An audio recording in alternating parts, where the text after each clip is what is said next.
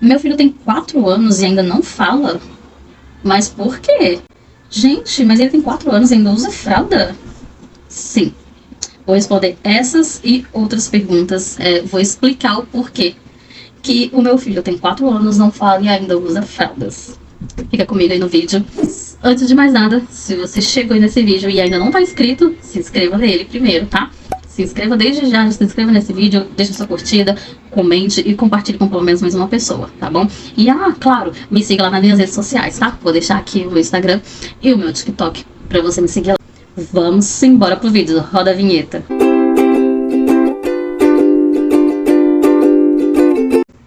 É isso mesmo, gente. Bernardo tem hoje 4 anos, quase 5 anos. Ele tem 4 anos, nós estamos em maio. Agosto, setembro, outubro, novembro, dezembro, janeiro, fevereiro, março, abril, maio. 4 anos e 9 meses, quase 5 anos, e ele não fala. Ele não fala absolutamente nada, nada vezes nada, tá? Ele só emite sons, e mesmo sons, em algumas épocas, é restrito. Tem épocas que ele emite mais sons, tem épocas que ele começa a falar algumas letrinhas, alguns números, e tem épocas que ele se restringe, não fala mais nada, ele só emite sons mesmo, tipo, ou chora e grita mesmo. Isso ele faz todo dia. Mas por que, Larissa, que uma criança de 4 anos não fala? Como assim? Já levou no fono? Você já procurou um médico? Já procurou terapia para essa criança? Larissa, não é normal. Quantas perguntas, né? A gente escuta muito, eu escuto várias dessas perguntas. E sim, gente, Bernardo faz acompanhamento com psiquiatra, com psicólogo, com fono. Bernardo é bem acompanhado com a equipe multidisciplinar. E o Bernardo, ele é um autista, né? Então, a principal resposta é por que ele não fala? Porque ele é autista.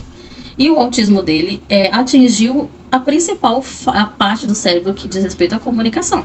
Então, onde o autismo do Bernardo, ele afeta principalmente a parte de comunicação e interação social. Então, o Bernardo não conseguiu desenvolver fala. A gente não sabe se... Existem vários estudos, gente, de neuros, vários estudos, eu já pesquisei muito sobre isso. Não sou especialista na área, sou mãe. E já pesquisei várias coisas sobre isso. E existem vários profissionais que têm várias teorias sobre por que um autista não fala. Alguns falam que é exatamente isso que eu acabei de dizer, que é porque o autismo daquela pessoa é a principal área do cérebro afetada com o autismo, com a deficiência do autismo, é a área da comunicação e interação social. Outros falam que a parte do cérebro em que tem uma falha maior e, né, também que vem recorrente ao autismo, e por isso que aquela criança não consegue se comunicar verbalmente. Então, tem várias teorias, gente. Tem gente que eu já escutei livro falando que a criança, quando ela não fala, pode ser porque o cérebro dela não consegue absorver, ele não consegue aprender sobre a fala. Então você ensina, ele escuta e vai meio que, ele acha que está guardando, e na hora que ele vai reproduzir, as coisas se perdem. Então assim, ele escuta, guarda, mas não consegue reproduzir, porque na hora que você cobra uma resposta, né, por exemplo, você pergunta, qual que é o seu nome? Quantos aninhos você tem? Então você quer? Sim, não, coisa simples, tipo, você quer? Aí na hora que a criança vai falar sim ou não, que ela vai interagir, ela fala, eu sei como é que responde, ela não consegue responder, porque as palavras somem do cérebro. Na verdade, eu acho que a justificativa que eu mais absorvi, eu acho que eu já escutei outras, mas eu nem cheguei a absorver, mas a justificativa que eu mais absorvi, talvez acho que é a que faz mais sentido na minha cabeça, foi essa. Mas tem várias outras teorias, tá, gente? Tem eles, então se você for pesquisar sobre isso, você vai achar especialistas, né, que são os neuros, principalmente sobre isso, são os neuros, falando que pode ser várias coisas, tá? Mas a principal justificativa é que é uma das principais características do autismo, e tem pessoas com autismo que nunca vão falar, tem pessoas que vão desenvolver com o tempo à base de muita terapia, muito esforço, muito reforço, mas tem pessoas que elas sabem falar, mas elas optam por não falar, tá? Elas optam por ser não verbal, porque elas têm dificuldade em comunicar. Então nem sempre não falar significa que a pessoa não sabe falar, né? O principal é que ela não quer se comunicar ou que ela não consegue se comunicar. Então existem essas duas vertigens. Quem já assistiu a série de Advogado Extraordinário, eu vou até deixar a imagenzinha dela aqui, na Netflix, ela exatamente explica sobre isso.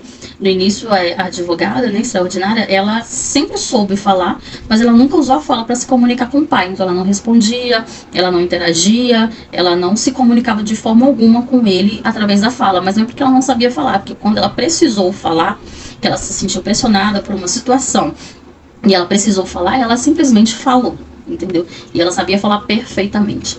Então, essa é a diferença que eu tô falando. Tem crianças que não é que não sabem falar, elas sabem falar perfeitamente, mas elas optam, né? Crianças, pessoas, adultos, enfim, optam em não interagir, em não se comunicar com as pessoas, em não falar, e não usar a fala como um meio de comunicação. Alguns acham outros meios de se comunicar, outros nem têm interesse em comunicar, porque eles não querem ter interação social e por conta da dificuldade, por isso ser muito difícil, e ele simplesmente não quer tentar. E aí ele não se comunica. E outros realmente têm a dificuldade em falar, em aprender a falar. Então o Bernardo ele não tem problema em falar em relação a ter algum problema com a língua presa, por exemplo, ou algum problema com a garganta, corda vocal, não. Ele tem voz e ele fala. Tanto que ele chegou algumas vezes a falar antes da poda, ele falava algumas palavrinhas e vira e mexe, tipo assim, a gente começa a trabalhar com ele começa a falar. Então ele fala aí, ele já chegou a falar ABCD, 1, 2, 3, 4, 5, 6, 7, 8, 9, 10. Agora, mesmo ele cismou com 10, 9, 10. Aí ele fica 9, 10, 9, 10, 9, 10. Então não é que ele não fala porque ele não tem voz, sabe? Não é que ele não fala porque ele não tem voz. Ele tem voz, as cordas vocais dele estão boas, ele tem voz pra falar. Então, a minha conclusão com o Bernardo, ele não fala porque ele provavelmente não consegue aprender a falar. Então, eu acredito que ele tem uma dificuldade neuronal no cérebro dele de absorver o aprendizado em palavras e repetir aquilo. Para ele repetir, ele precisa escutar muito, muito, muito, muito. E se chegar a um ponto porque, por exemplo, quando a gente aprende alguma coisa, a gente faz aqui. Mesmo que for de forma repetitiva, a gente... Por exemplo, eu tô aprendendo ABCD, então eu vou ficar muito repetindo, ensinando alguém ABCD. Eu vou repetir muito ABCD, ABCD. Quando eu ver que aquela pessoa aprendeu ABCD, eu vou pular pro EFG. E eu não vou repetir mais o ABCD, né? Eu vou pular pro EFG. Se eu repetir, vai ser ABCD, EFG. Eu não vou ficar focado no ABCD. E o Bernardo, se você mudar para a segunda fase, essa primeira fase ele esquece. Ele para de fazer.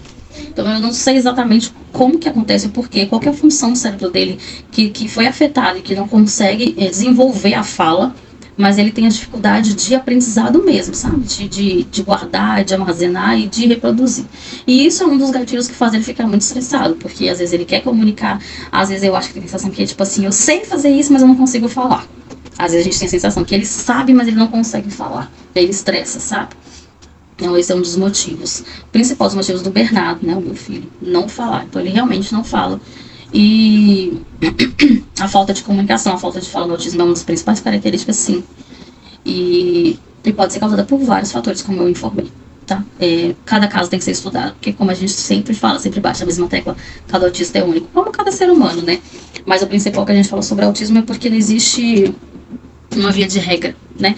Embora eu desmitifico um pouco essa teoria, eu acho sim, existem características que são padrões do autismo, sim. E praticamente, quando você conhece, que a gente fala um autista nato, ele sempre tem sinais parecidos, similares. Claro, uns afloram mais uns e outros afloram mais outros, mas sempre são sinais que a gente, ele faz assim, assim, assado, olha, são sempre sinais muito parecidos. Eu tô tentando achar um neuro para levar o Bernardo, né? Quero levar ele nos próximos meses, aí num neuro.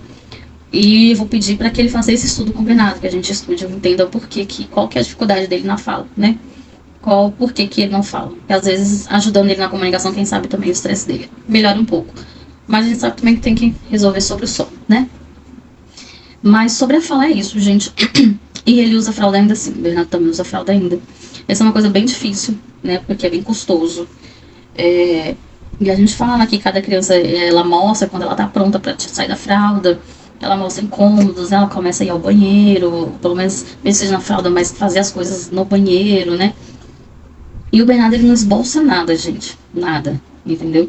A sensação que a gente tem é que ele até gosta de usar fralda, ele não esboça nada, ele não consegue entender que ele precisa sair da fralda, que ele precisa aprender a fazer em outro lugar. E essas adaptações novas pro Bernardo é muito difícil, então essas mudanças assim, tipo, tirar uma fralda e colocar ele no vaso é muito difícil a aceitação dele. A gente já tentou várias vezes colocar ele no vaso, sabe? E tentar fazer o desfraude. Já tentou mais de 3 vezes fazer o desfraude com ele, colocar ele lá no vaso, na hora que coloca, ele pode estar fazendo cocô, ele para de fazer, trava na hora. Ele pode estar fazendo xixi, ele trava, ele não faz. Ele tem medo do vaso, ele começa a chorar, ele cria pânico. Então, assim, o Bernardo, algumas coisas com o Bernardo é muito difícil. A introdução de alguns fatores com o Bernardo tem que ser muito, mas muito gradativa e muito devagar, né? Até o fato de tirar a fralda e deixar ele, igual, por exemplo, no calor, deixar ele só de cuequinha é difícil, porque naquele faz xixi ele meio que apavora, né? E ele não consegue ter o autocontrole nenhum, ele não consegue nem identificar quando ele tá fazendo xixi. Até um tempo atrás ele nem sabia que o xixi saía água, por exemplo, a água do peru. Ele via que ele tá saindo, ele teria tampar no banho, por exemplo. Então, assim, ele não consegue identificar, ele não sabe o que ele tá fazendo, ele não sabe se ele quer fazer pra ele. Ele não tem nada, nenhum sinal. Então a gente já tentou várias vezes tirar a fralda e não consegue. É um gasto super alto, porque é uma criança grande, né? Vai fazer 5 anos, é uma criança que pesa 25 quilos. Grande, de tamanho grande, gordinha, e que não é qualquer fralda que serve, são as fraldas maiores, geralmente as fraldas calças, são fraldas caras, que são para crianças até 25, 26, 28 quilos, e não é fácil, é difícil, entendeu? É muito difícil, mas é o que a gente tem, né? Então ele não tem essa dificuldade. O Bernardo não tá fazendo TO, então assim, eu preciso também achar uma TO para trabalhar com ele, e é uma das principais coisas que eu acho que eu preciso que ela trabalhe com ele. É o desfraude, né? Tentar ensinar ele a entender sobre o xixi e cocô para que a gente consiga tirar a fralda, porque é um passo muito importante para ele também, né? Para independência, porque na escola é complicado, né? Igual esses dias mesmo ele tá com um pavor para trocar a fralda. E é uma coisa muito engraçada, eu não sei se é a introdução desse remédio, se aconteceu alguma coisa na escola, a gente não consegue associar, sabe? Mas quando o Bernardo era bebezinho, ele tinha esse pavor na hora de trocar. Na hora que ia trocar, eu deitava ele na cama, ele começava a gritar, ele tinha que fazer o mais rápido possível, porque ele se fazia com ele gritando, chorando, porque você estava mexendo nele. E depois ele acostumou e parou. Agora voltou de novo com isso. Então eu não sei se ele deu uma regressão de novo, que ele voltou a fazer coisas parecendo que era quando ele era bebê. Eu não sei se teve uma regressão, ou eu não sei se ele ficou com medo porque aconteceu algum fato na escola na hora de trocar. Eu não sei, a gente nunca sabe. E esse é o pior de você lidar com uma criança não verbal, né? Uma criança que não fala porque você não sabe. Ela fica exposta a coisas, situações em que você não sabe como resolver. Você não sabe nem o que aconteceu, como é que você vai resolver alguma coisa. Você vai ficar deduzindo, lógico que tem comportamentos, você consegue ler comportamentos, consegue, como a gente tá lendo. Mas a gente não consegue, é muito arriscado eu falar, isso é por conta da escola, aconteceu alguma coisa na escola. Eu não tenho como dizer, porque pode ser uma regressão, ele pode simplesmente ter regredido, ele pode simplesmente não tá querendo deitar, porque ele tá achando que você vai deitar, ele tá muito resistente ao sono, ele tá com sono, sabe?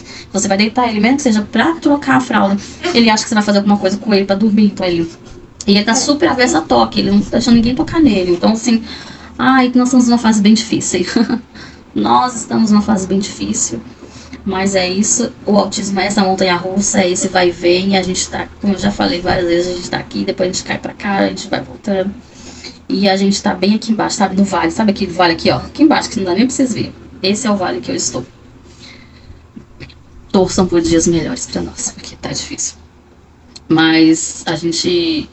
É difícil você lidar com uma criança não verbal. Eu acho que é um dos piores sinais do autismo, é uma das piores características do autismo.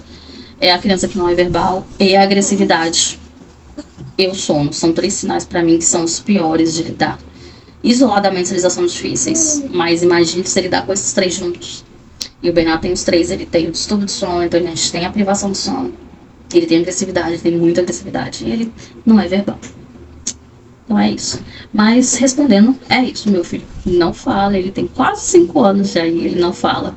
E eu nem sei se um dia vai falar. Essa é a realidade, né? Essa é a realidade do autismo. O autismo real, a maternidade atípica real é essa. Então se vocês ficaram comigo até aqui, muito obrigado, tá? Por ficar comigo até o final aqui. E se já ficou até aqui, não tá inscrito ainda, então, né? Por favor, né? Vai aí no botãozinho vermelhinho, no botãozinho assim, inscreva-se, se inscreve, por favor. Se inscreva no canal, curte, deixa sua curtida aí no vídeo. Não esqueça de curtir para ajudar a gente, né? Compartilha com pelo menos uma pessoa e deixa seu comentário, né? Como é que é aí na sua casa o autismo? O autista da sua casa é verbal ou não verbal? Me conta aí nos comentários. E, claro, não esqueça de me seguir lá nas minhas redes sociais, tá? Vou deixar elas passando aqui. No meu Instagram, no meu TikTok, sempre que eu posso, estou bem presente lá, postando vídeos também. É isso, gente, espero que vocês tenham gostado desse vídeo, mais um vídeo mais de bate-papo e mais falando sobre características novamente, né? Beijo, até o próximo vídeo, tchau!